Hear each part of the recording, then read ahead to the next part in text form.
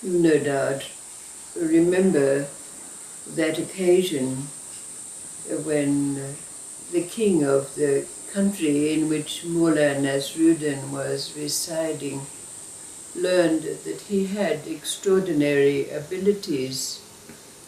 So the king called Mulla Nasruddin into his presence, and being rather a despot and a tyrant, he demanded of Mulla Nasruddin, demonstrate to me immediately your extraordinary abilities, otherwise I will have your head lopped from your shoulders.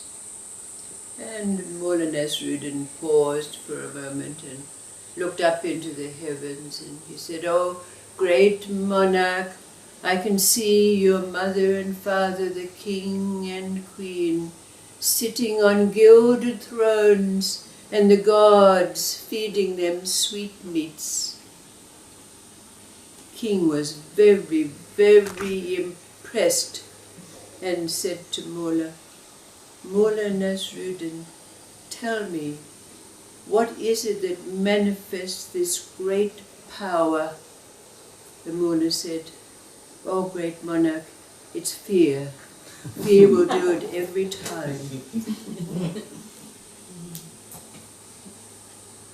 And then there's that story about the man who had a beautiful bird that he kept in a gilded cage. It had plumes of many colors, but it never trilled.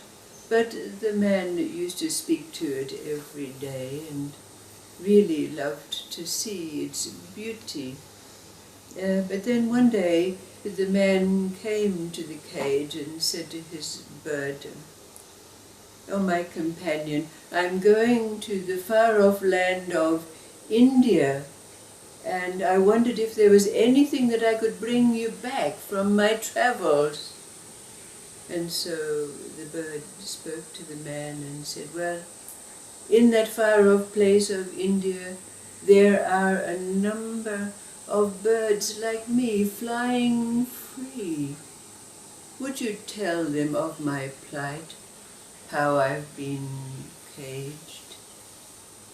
And so, after the man had gone about his business, he did find himself in the forest, and looking up he saw a number of birds flying, beautiful rainbow birds, just like his own, but they trilled in ways that he had never heard his own bird do.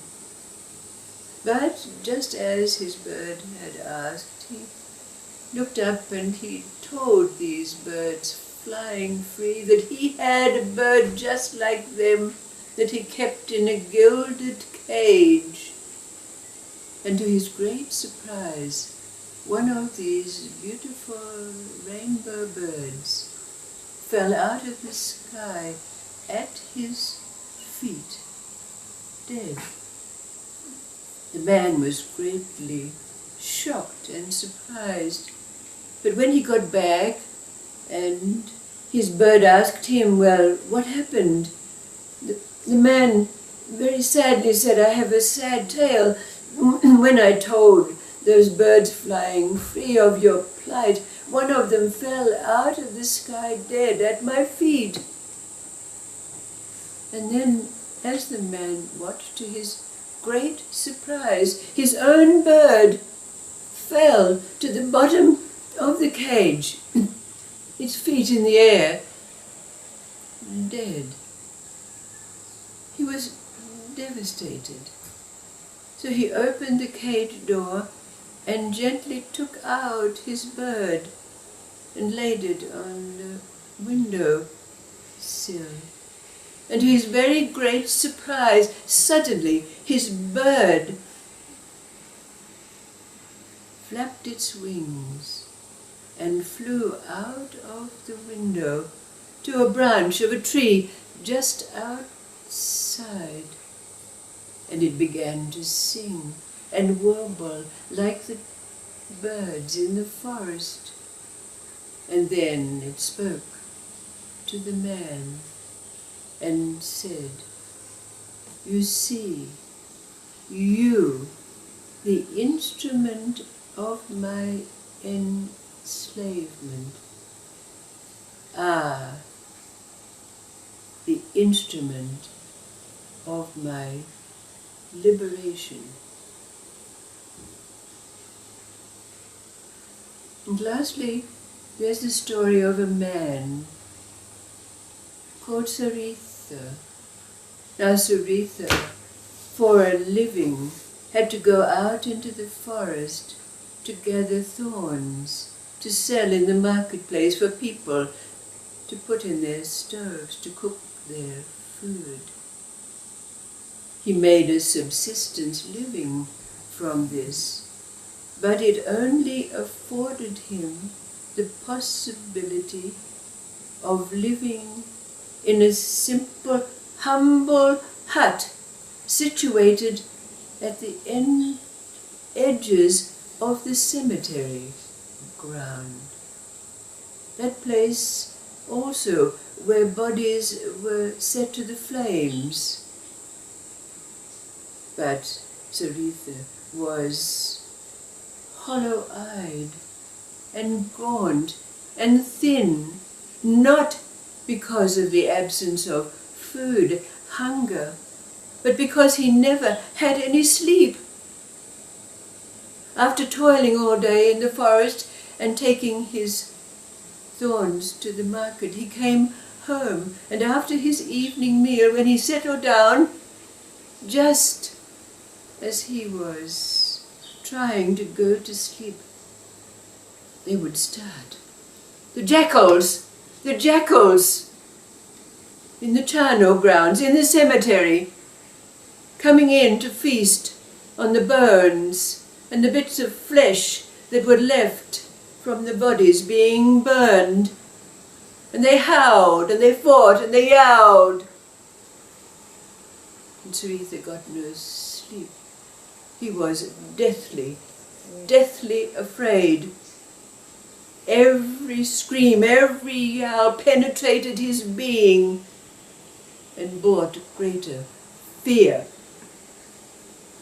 But then, one day it happened that a wandering yogin came by and, by happenstance, knocked on Suritha's door, seeking hospitality.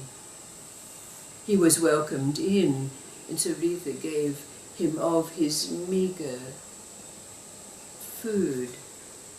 And they were chatting about news of the town, and the wandering mendicant lauded Suritha on his hospitality, telling him of the good that came from giving such service.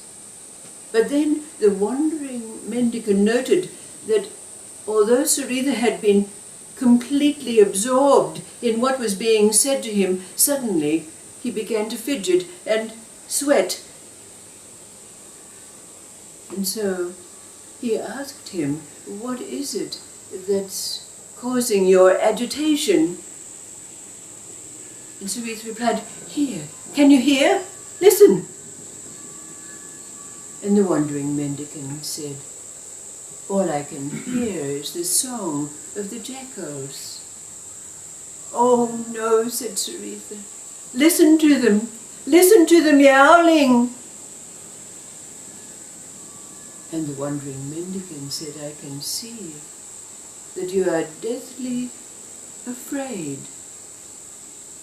And Suritha admitted that he had no rest. Every night he was filled with the sound and the fear that came with it.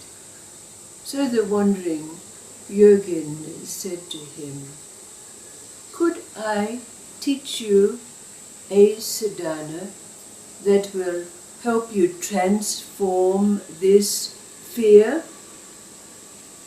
And Suritha said, "Oh, please, Tell me what I must do, and I will do it.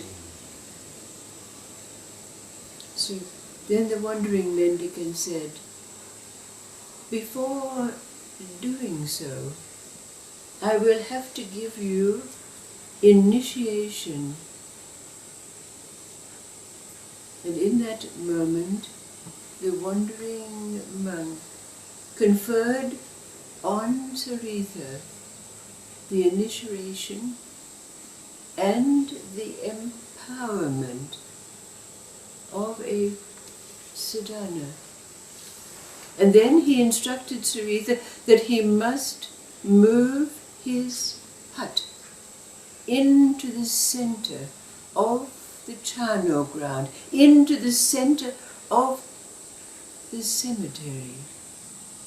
And there, his sadhana was to allow the sound of the jackals to penetrate his being, so that the sound of the jackals would lead him to universal sound, with the possibility that it would take him into the emptiness beyond all sound.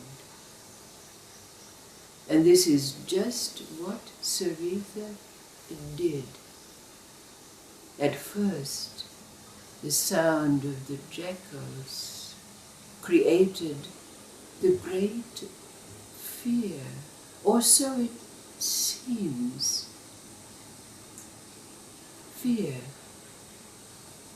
And then the sound of the jackals and his sadhana melded together so that it became sound. And then, in the course of time, the sound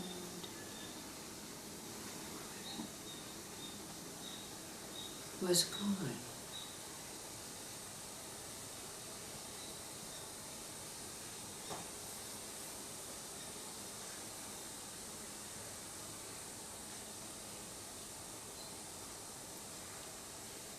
How do these stories relate to one another?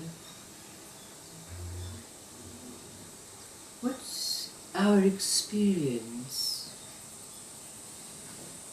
We've all known fear, maybe in many of its forms. What is this initiation, this empowerment that creates a sadhana, a practice that brings about the transformation of all fear, all sounds, to become the one sound.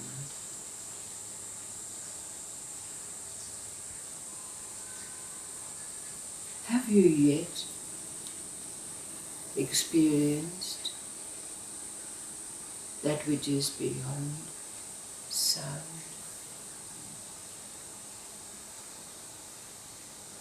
The source of our fear, the emptiness, the void.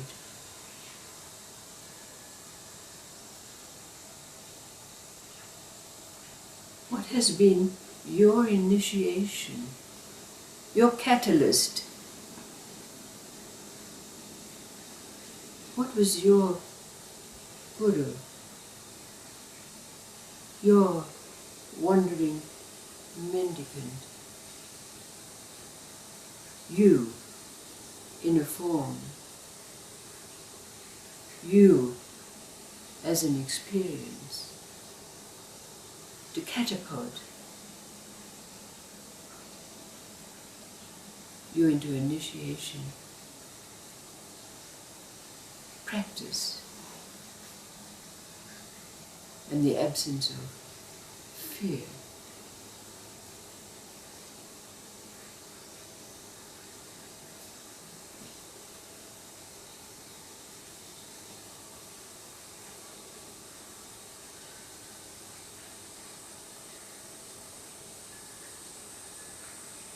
What is your sadhana?